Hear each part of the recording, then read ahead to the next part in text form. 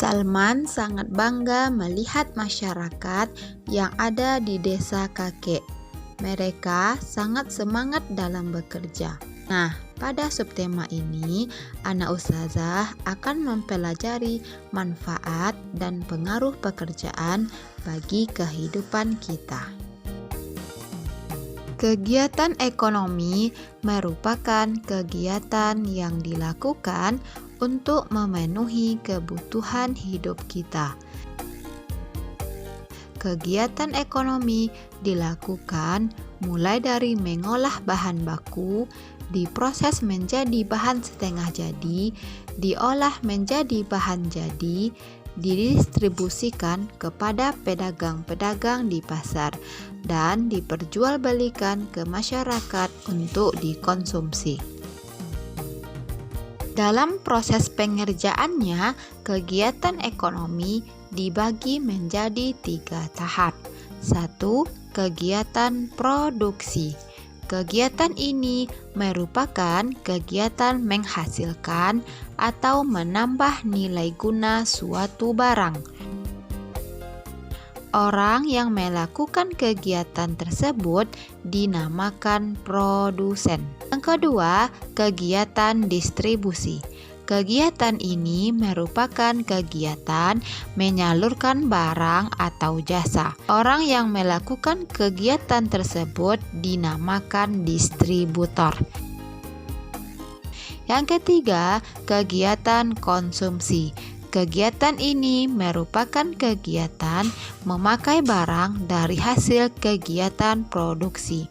Orang yang melakukan kegiatan tersebut dinamakan konsumen. Banyak pekerjaan di sekitar kita yang memanfaatkan alam. Salah satu contohnya adalah seorang petani. Petani menggunakan tanah sebagai tempat ia bercocok tanam. Akan tetapi, dalam bercocok tanam, petani juga harus memperhatikan keseimbangan alam. Pada zaman dahulu, petani masih menggunakan alat tradisional dalam mengolah sawahnya. Alat tradisional itu sangat ramah terhadap alam. Sekarang, petani menggunakan alat-alat modern untuk mempercepat proses kerjanya. Padahal, alat-alat modern tersebut kadang tidak ramah terhadap alam. Dengan menggunakan sistem pertanian modern, kita tidak bisa mengesampingkan proses menjaga keseimbangan lingkungan. Pemanfaatan kompos dalam era pertanian modern dapat meningkatkan hasil produksi dan tetap dapat menjaga keseimbangan lingkungan. Penggunaan pestisida dan zat-zat kimia penumbuh tanaman berdampak pada keseimbangan lingkungan. Nah, untuk melakukan kegiatan menjaga keseimbangan lingkungan, pertama, siapkan 1 pot tanaman. Yang kedua, rawatlah tanaman tersebut dengan menggunakan kompos atau sisa sampah-sampah tanaman. Yang ketiga, sirami tanaman tersebut secara rutin agar tumbuh subur.